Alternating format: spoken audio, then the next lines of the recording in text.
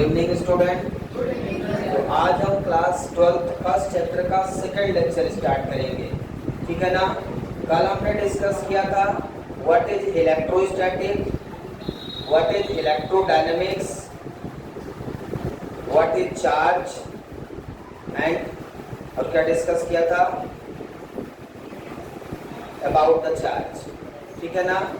Charge को Q से denote करते हैं, चार्ज की एसआई यूनिट कूलाम होती है, सीजीएस स्टैट कूलाम होती है, ईएमयू में और ईएसयू में और ईएमयू में एफ कूलाम होती है। और दूसरी एक यूनिट और बताया था Faraday, 1 Faraday equal to 96,500 coulomb, ठीक है। और डायमेंशनल फार्मूला ऑफ चार्ज आपके सामने है। Dimensional formula of charge Q equal to IT से फाइंड करते हैं, electric current into time Q equal to AT, ठीक है ना। अब आगे बढ़ते हैं,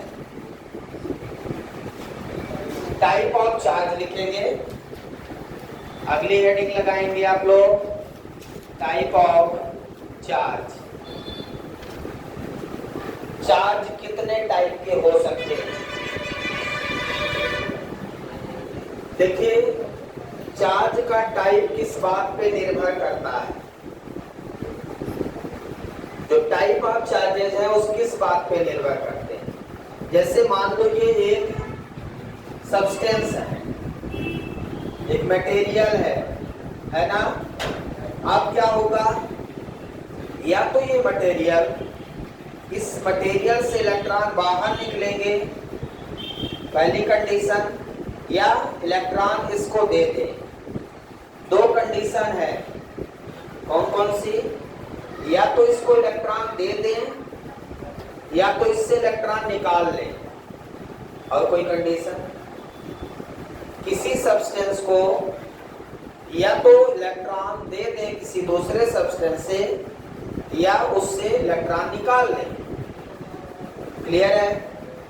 मान लो इसको हम इलेक्ट्रॉन दे दिए किसी से, मान लो एक दूसरा मटेरियल लिए, इससे हमने इसको इलेक्ट्रॉन दे दिया, ठीक है। अब इसको इलेक्ट्रॉन इससे दिया गया, जब इसको इलेक्ट्रॉन दिए तो इसमें कौन सा चार्ज आ जाएगा? ये इलेक्ट्रॉन लिया ना, इलेक्ट्रॉन लेने वाले पे नेगेटिव चार्ज, इलेक्ट्रॉन देने वाले पे पॉजिटिव चार्ज। मान लो इससे इलेक्ट्रॉन आपने निकाल लिया तो इस पे क्या होगा? पॉजिटिव चार्ज आ जाएगा। अब दो सिचुएशन है, या तो इलेक्ट्रॉन निकलेगा या तो इलेक्ट्रॉन गेन करेगा, कोई भी एटम, मटेरियल, सब्सटेंस, दो ही चीज हो सकता है। यदि इससे इलेक्ट्रॉन निकलेगा, मान लो निकला, तो इसमें इलेक्ट्रॉनों की कमी होगी कि नहीं? जब इससे इलेक्ट्रॉन निकलेगा तो इसमें इलेक्ट्रॉन कम होंगे, क्या बढ़ेगा? प्रोटॉन। प्रोटॉन मतलब पॉजिटिव चार्ज। और यदि इसको इलेक्ट्रॉन देते जाएं तो इसमें क्या बढ़ेगा? इलेक्ट्रॉन। प्रोटॉन क्या होगा? कम होगा।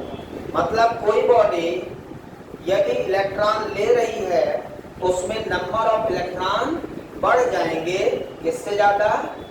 प्रोटॉन से। और किसी बॉडी से इलेक्ट्रॉन निकल रहा, इससे इलेक्ट्रॉन निकल रहा है, तो इस बॉडी में कौन सा चार्ज आएगा? Positive charge.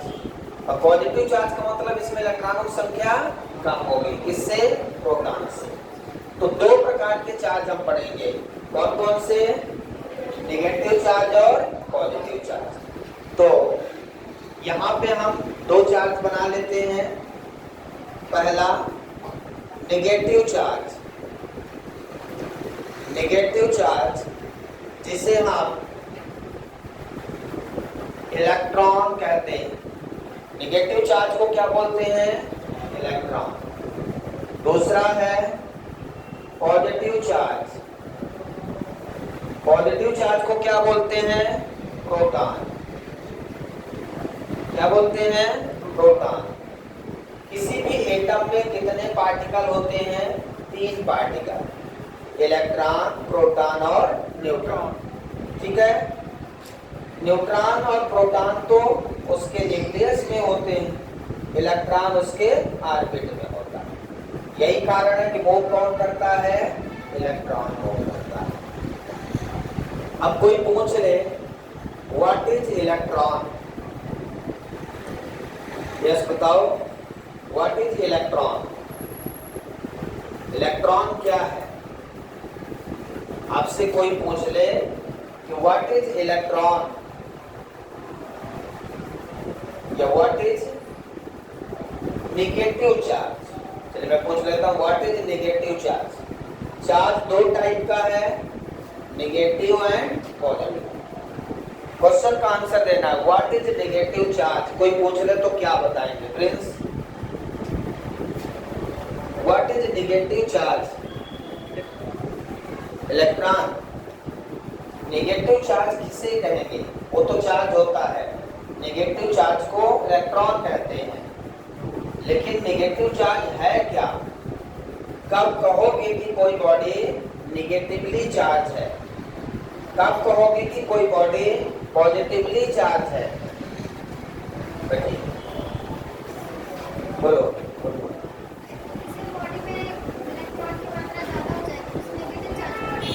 Access of electron, excess of electron यदि है तो वो नेगेटिव चार्ज है। मतलब कोई बॉडी यदि इलेक्ट्रॉन ले रही है, गेन कर रही है, तो उस बॉडी को हम क्या बोलेंगे, नेगेटिव बॉडी। बॉडी में कैसा चार्ज होगा, नेगेटिव होगा। और यदि उससे इलेक्ट्रॉन लूज हो रहे हैं, इलेक्ट्रॉन बाहर निकल रहे हैं, तो कौन सा चार्ज होगा, पॉजिटिव। तो हम यहाँ पे क्या लिख सकते हैं, negative charge, what is negative charge क्या लिख सकते हैं, एक्सेस ऑफ इलेक्ट्रॉन।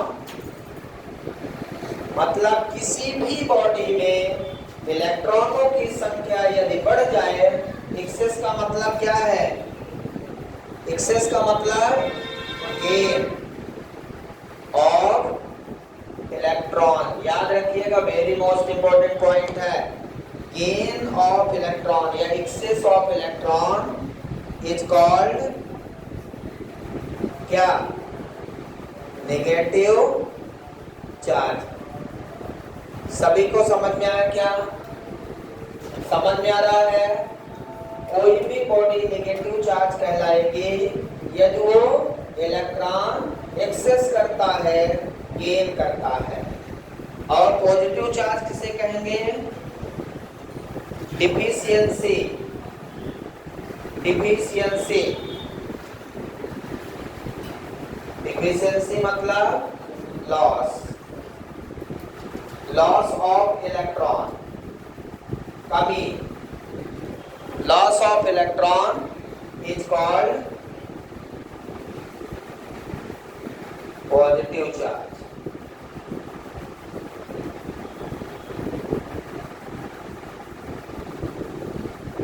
समझ में आ रहा है क्या, loss of electron is called positive charge, gain of electron is called negative charge. मतलब यदि हमारे पास एक बॉडी है, अब इस बॉडी में इलेक्ट्रॉन्स आ रहे हैं, इलेक्ट्रॉन क्या हो रहे हैं, आ रहे हैं, तो ये क्या कर रहा है, इलेक्ट्रॉन को गेन कर रहा है, ठीक है। तो इसमें क्या हो रहा है, एक्सेस ऑफ इलेक्ट्रॉन, इसमें क्या हो रहा है, एक्सेस ऑफ इलेक्ट्रॉन। और इधर एक बॉडी है, इससे इलेक्ट्रॉन बाहर जा रहे हैं। देखिए इलेक्ट्रॉन ही या तो आएगा या तो जाएगा। क्या किसी एटम से प्रोटॉन भी आएगा जाएगा, प्रोटॉन ना आएगा ना जाएगा। एटम में प्रोटॉन अपनी जगह पे रहेगा। याद रखिए, किसी एटम में क्या क्या होता है, मान लो ये एटम है, तो इसमें प्रोटॉन और न्यूट्रॉन इसके न्यूक्लियस में, इसके ऑर्बिट में इलेक्ट्रॉन होता है। अब इलेक्ट्रॉन या तो यहाँ से निकल के दूसरे बॉडी में चले जाएंगे या दूसरे बॉडी से निकल के इसमें आ जाएंगे। यही हो सकता है, क्या और कुछ हो सकता है, इतना हो सकता है ना। तो यदि कोई इलेक्ट्रॉन एक बॉडी से निकलकर दूसरी में जाते हैं तो जिससे निकलेगा, जैसे इससे निकला, किसमें गया, इसमें गया, तो इसमें गया तो ये कैसा हो गया, नेगेटिवली चार्ज। इससे निकला तो इसमें क्या हुआ, पॉजिटिव, मतलब इसमें प्रोटॉन ज्यादा हो, इलेक्ट्रॉन निकल गए। किसी भी एटम में नंबर ऑफ इलेक्ट्रॉन और नंबर ऑफ प्रोटॉन बराबर होते हैं। Charge of electron equal to charge of proton बराबर होता है। जब वो निकलेगा तो कुछ कम होगा, अनबैलेंस होगा, ठीक। तो यहाँ पे क्या हो रहा है, लॉस ऑफ इलेक्ट्रॉन हो रहा है, ठीक है। इस वाले बॉडी में मान लो ये बॉडी ए है, ये बॉडी बी। बॉडी बी में क्या हो रहा है, इलेक्ट्रॉनों का लॉस हो रहा है, डिफिशियंसी। डिफिशियंसी मतलब कमी, डिफिशियंसी मतलब कमी। तो इलेक्ट्रॉन की कमी पॉजिटिव चार्ज कहलाएगा। समझ में आया क्या, इलेक्ट्रॉन गेन या एक्सेस नेगेटिव चार्ज। कोई डेफिनेशन पूछेगा ये बताएंगे। मतलब इसमें क्या इंपॉर्टेंट पॉइंट है, number of electron greater than number of proton. होगा क्या, इसमें लिख सकते हैं क्या, क्या लिख सकते हैं, number of electron is more than the number of proton. समझ में आया क्या, इसमें इलेक्ट्रॉनों की संख्या हमेशा प्रोटॉन की संख्या से ज्यादा होगी। नेगेटिव चार्ज यदि है तो उसमें इलेक्ट्रॉनों की संख्या प्रोटॉनों की संख्या से हमेशा ज्यादा होगी। इसमें क्या होगा, number of electron is less than the number of proton। इसमें इलेक्ट्रॉनों की संख्या प्रोटॉनों की संख्या से कम है। इलेक्ट्रॉनों की संख्या कम क्यों है, इसमें इलेक्ट्रॉनों की संख्या कम क्यों है, क्योंकि इलेक्ट्रॉन निकल गया बॉडी से। और इसमें ज्यादा क्यों है, क्योंकि इसमें इलेक्ट्रॉन आ गया है। मान लो 10 इलेक्ट्रॉन इसके पास है, 10 इलेक्ट्रॉन इसके पास, ये एक इलेक्ट्रॉन यहां से निकाल के इसको दे दिया, एक इलेक्ट्रॉन यहां से निकला और इसमें आ गया, तो क्या हुआ, इसमें इलेक्ट्रॉन की संख्या बढ़ जाएगी, इसमें इलेक्ट्रॉन की संख्या कम हो जाएगी। तो क्या बढ़ जाएगा, प्रोटॉन। क्या बढ़ जाएगा, प्रोटॉन, इलेक्ट्रॉन घट जाएगा। इसमें क्या बढ़ जाएगा, इलेक्ट्रॉन, प्रोटॉन कम हो जाएगा। तो यदि कोई आपसे पूछता है कि a body is negatively charged, then the number of electron is given more than the number of proton. Is it true or false? True. ठीक है ना। If body is positively charged, then the number of electron is more than the number of proton. True or false? False है। यदि body positively charge है तो उसमें number of electron less than number of proton होगा। तो true और false में ऐसे क्वेश्चन यदि पूछे जाएं तो दिमाग से इसको सही करना है। बहुत बेसिक कॉन्सेप्ट है जो आपको याद रखना है। क्लियर है सभी को? कोई डाउट है यहाँ तक? कौन किसमें इलेक्ट्रॉन ज्यादा होगा, किसमें इलेक्ट्रॉन कम होगा, किसमें प्रोटॉन ज्यादा होगा? अगला question, a body is negatively charged, then the number of proton is less than the number of electron. True or false? True. Proton कम होंगे इलेक्ट्रॉनों से। पूछ रहे तरीका बदल गया, बाकी आंसर वही है। ध्यान रखना, क्वेश्चन जब पूछता है पेपर में तो वो इधर उधर कर देता है, और जब हम इधर उधर किए रहते हैं तब सही हो जाता है, और जब सीधा सीधा पढ़े जाते हैं तो गलत हो जाता है। कॉन्सेप्ट पकड़िए, आगे बढ़िए। इसके बाद चार्ज ऑफ इलेक्ट्रॉन।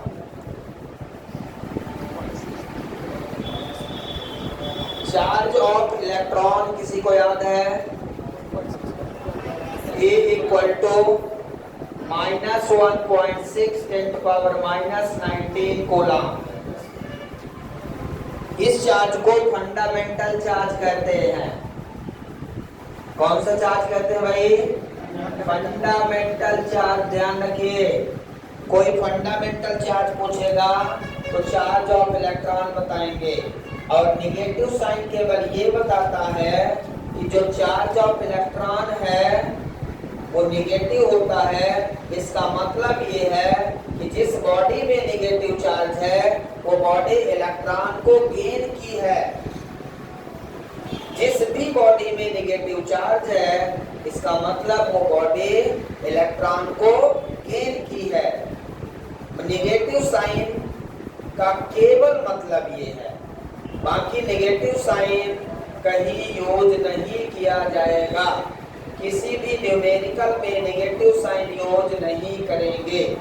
उसका केवल मीनिंग है कि चार्ज ऑफ इलेक्ट्रॉन नेगेटिव होता है। क्लियर है? और चार्ज ऑफ प्रोटॉन क्या होता है? चार्ज ऑफ प्रोटॉन,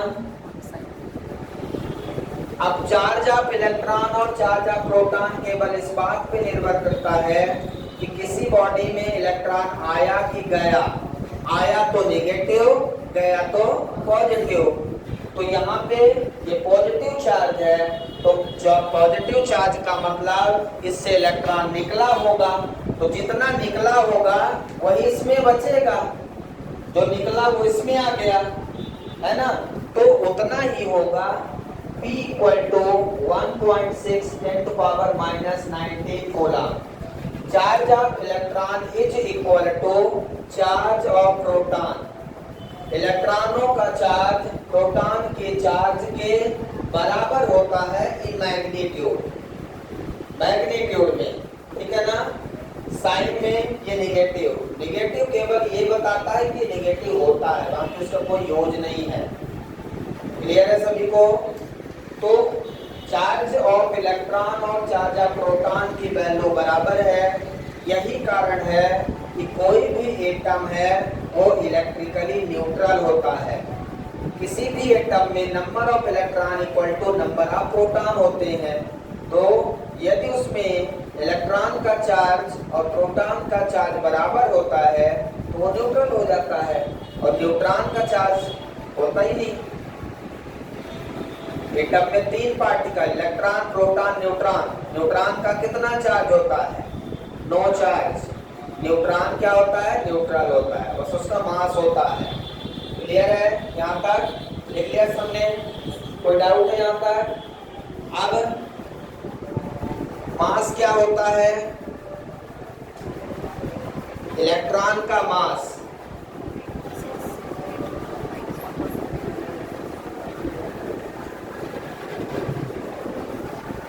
अगला पॉइंट इधर लिखेंगे, मास of electron.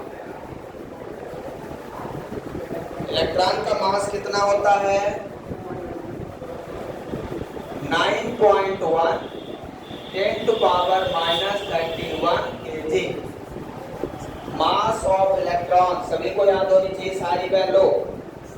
9.1 10⁻⁻31 kg। Mass of proton,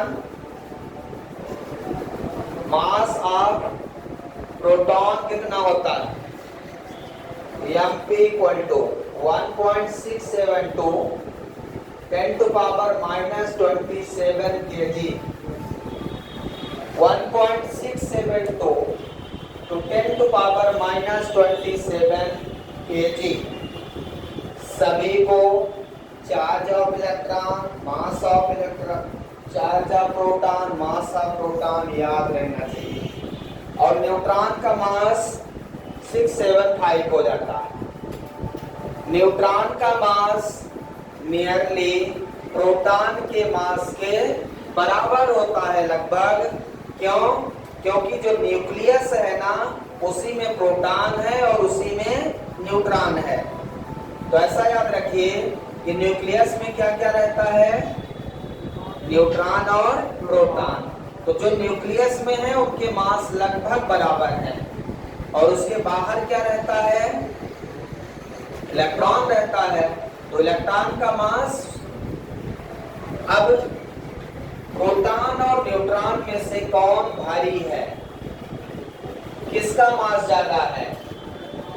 ये 10 टू पावर -31 और ये 10 टू पावर -27।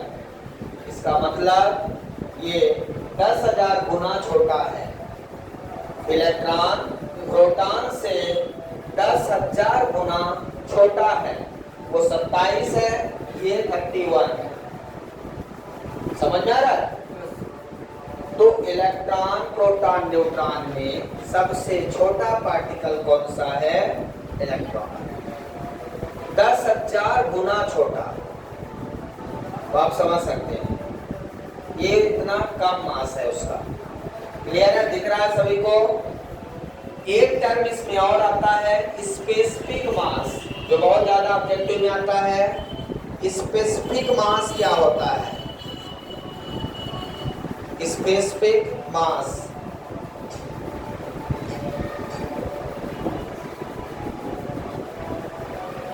Specific charge. अभी मैंने फंडामेंटल चार्ज बताया आपको। स्पेसिफिक चार्ज क्या होता है? पेपर में आता है ऑब्जेक्टिव में स्पेसिफिक चार्ज ऑफ इलेक्ट्रॉन। तो हम फंडामेंटल चार्ज में टिक लगा के चले आते हैं, बहुत खुश होते हैं। सही लगाते हैं। समझ गए क्वेश्चन? फंडामेंटल चार्ज में लगा के आते हैं। पूछा क्या है? Specific charge. हमें लगता है कि लिखने वाले से गलती हो गई, उसको फंडामेंटल लिखना चाहिए। होगी चार्ज तो है ना, चार्ज ऑफ इलेक्ट्रॉन। आगे का पढ़ लिए, पीछे का छोड़ दिए। स्पेसिफिक कोई मतलब नहीं। स्पेसिफिक चार्ज की खोज सबसे पहले अमेरिकन साइंटिस्ट ने E/m रेशियो से फाइंड किया है। E/m ratio. E क्या है?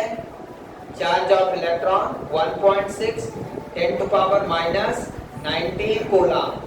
और m क्या है? Mass of electron. इलेक्ट्रॉन का चार्ज बटे इलेक्ट्रॉन का मास स्पेसिफिक चार्ज होता है। याद रखिए, इलेक्ट्रॉन का चार्ज बटे इलेक्ट्रॉन का मास स्पेसिफिक चार्ज होता है। तो मास अभी मैंने लिखा कितना?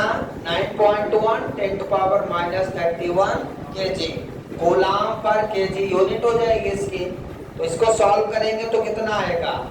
1.78 into 10 to power +11 coulomb per kg। ये कुछ जगह 1.8 भी लिख देते हैं, कूलम पर kg। 700 मतलब नियरली। तो स्पेसिफिक चार्ज अलग है, फंडामेंटल चार्ज अलग है। दोनों याद रखिएगा, कभी कंफ्यूजन ना हो। कंफ्यूजन होता ही है पेपर में। स्पेसिफिक चार्ज पूछा है कि फंडामेंटल चार्ज पूछा है, हम गलत करके बैठ जाते हैं। लिखिए यहाँ तक जल्दी।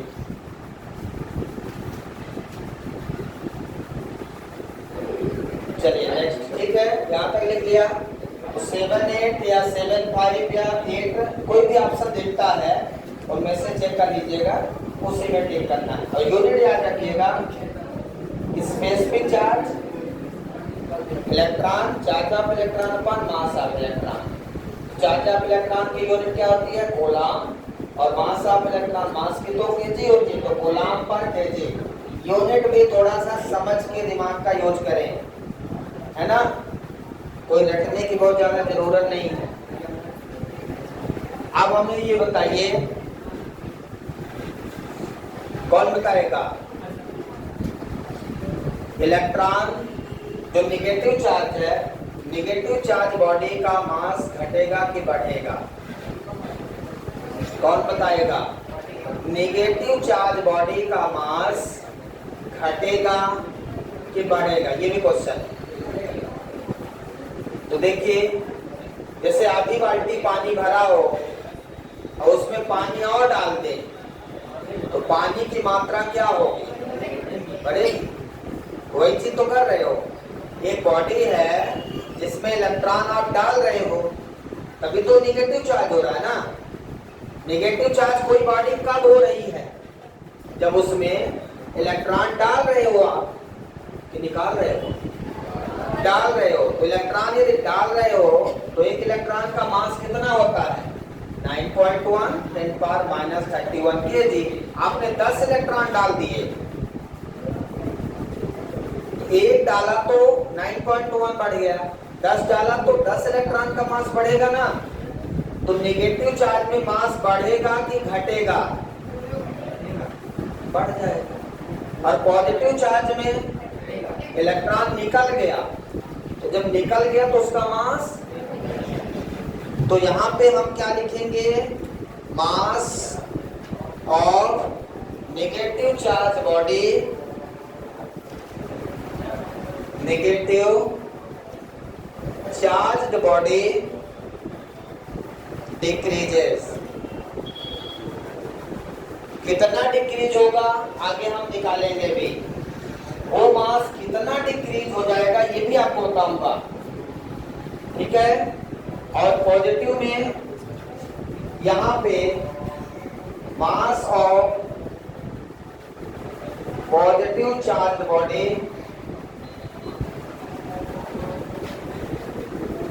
इंक्रीजेस। सॉरी, उल्टा लिख दिया, उल्टा लिख दिया। बताना चाहिए ना। मैं बोलने के बाद भूल जाता हूं मैं क्या लिख रहा हूं। अब सही है। Mass of negative charge body is increases, mass of positive charge body is decreases. Clear हो गया सभी को? मतलब एक नेगेटिव चार्ज बॉडी का मास बढ़ेगा और पॉजिटिव चार्ज बॉडी का मास घटेगा।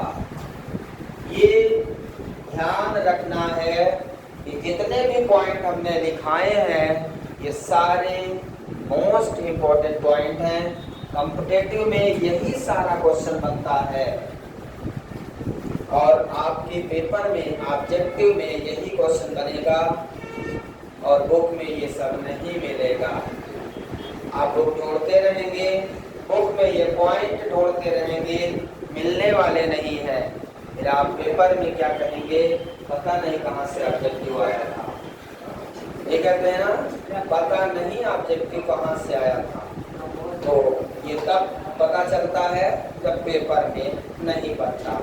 इसलिए अच्छे से पढ़िए जिससे पेपर में सब कुछ बन जाए। क्लियर है सभी को? यहाँ तक मिटा दूं?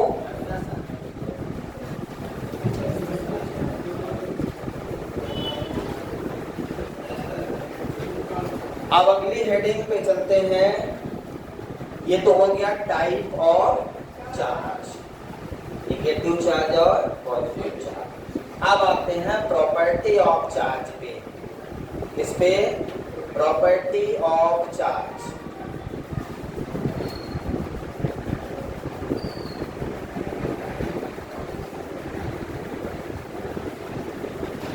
आप सोच रहे हो कितना चार्ज पढ़ेंगे हम लोग? हम लोग तब तक चार्ज पढ़ेंगे जब तक चार्ज नहीं हो जाएंगे। जब आप चार्ज हो जाएंगे तब पढ़ना पड़ेगा, फिर इलेक्ट्रिक वेव पढ़ना लगेगा। लेकिन अभी तो चार्ज पढ़ना ही पड़ेगा। चार्ज मैंने आपको बताया आपके क्लास 12 के सिलेबस में 95% सिलेबस में चार्ज का रोल रहेगा। अब यदि 95% में चार्ज का रोल है तो चार्ज के बारे में जानना बहुत जरूरी है। इसलिए चार्ज से रिलेटेड जितनी भी चीजें हैं मैं आपको सारी चीजें बता रहा हूँ। अभी आपको थोड़ी सी मेहनत करनी है। बस थोड़ी सी मेहनत चार्ज के बारे में कर लीजिए, उसके बाद आगे की चीजें अपने आप बनेगी।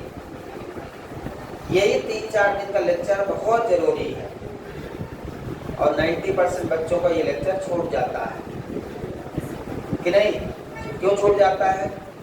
क्योंकि उनको लगता हो कि अभी न जाएंगे, 3-4 दिन बाद जाएंगे, अभी तो ऐसे पढ़ा रहे होंगे। ऐसे नहीं पढ़ा रहे, जो अभी पढ़ा रहे वही ज्यादा जरूरी है। पहली प्रॉपर्टी है आपकी एडिटिव प्रॉपर्टी, ध्यान से समझेंगे। अब आप लोग पढ़े हैं कि नहीं मुझे नहीं पता। एडिटिव प्रॉपर्टी,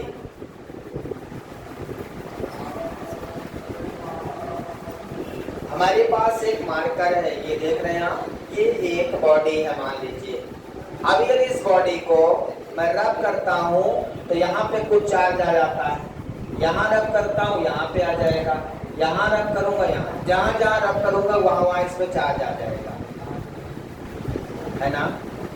तो इस बॉडी का नेट चार्ज क्या होगा? क्या करोगे आप? नेट चार्ज निकालना पड़ेगा। और किसी भी बॉडी का नेट चार्ज हमेशा कांस्टेंट होता है।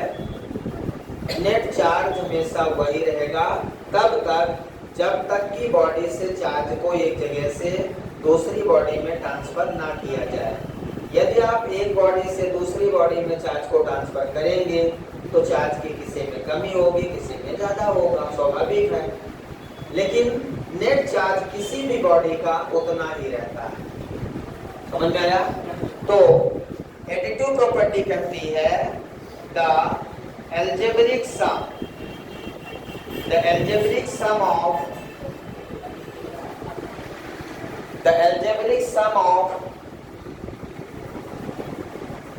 charges in an isolated system या बॉडी बोलते हैं। The algebraic sum of charges in an isolated system, ठीक है ना? किसी भी आइसोलेटेड सिस्टम का जो चार्ज है वो एल्जेब्रिक सम होता है। The algebraic sum of charges in an isolated system किसके बराबर हो जाएगा? ये net charge of the body is equal to net charge of the system।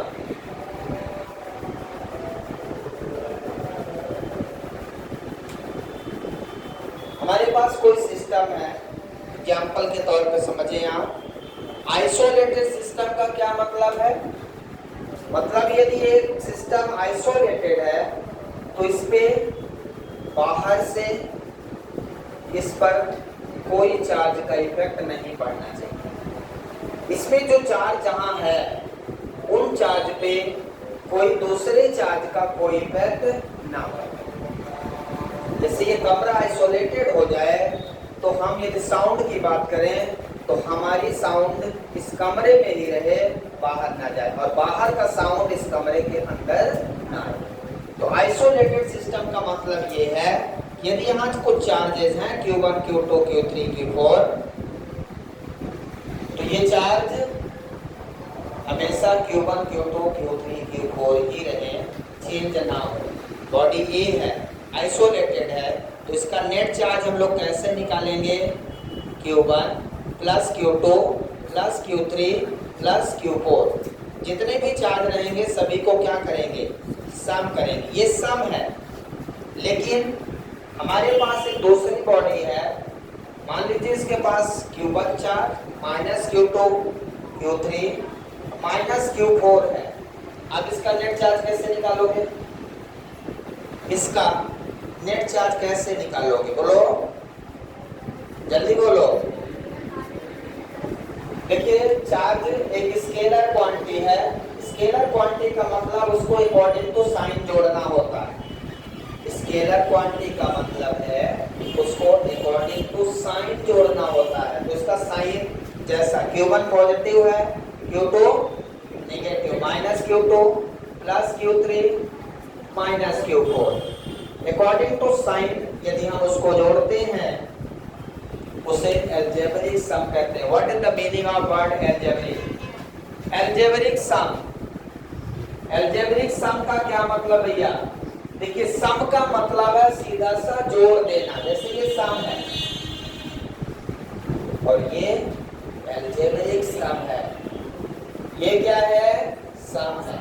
और ये अलजेब्रिक सम, अलजेब्रिक सम का मतलब साइन के साथ जोड़ना है। उसके अंदर कोई चार्ज पॉजिटिव है, कोई चार्ज नेगेटिव है, तो एज इट इज आप साइन के साथ उसको जोड़ दीजिए।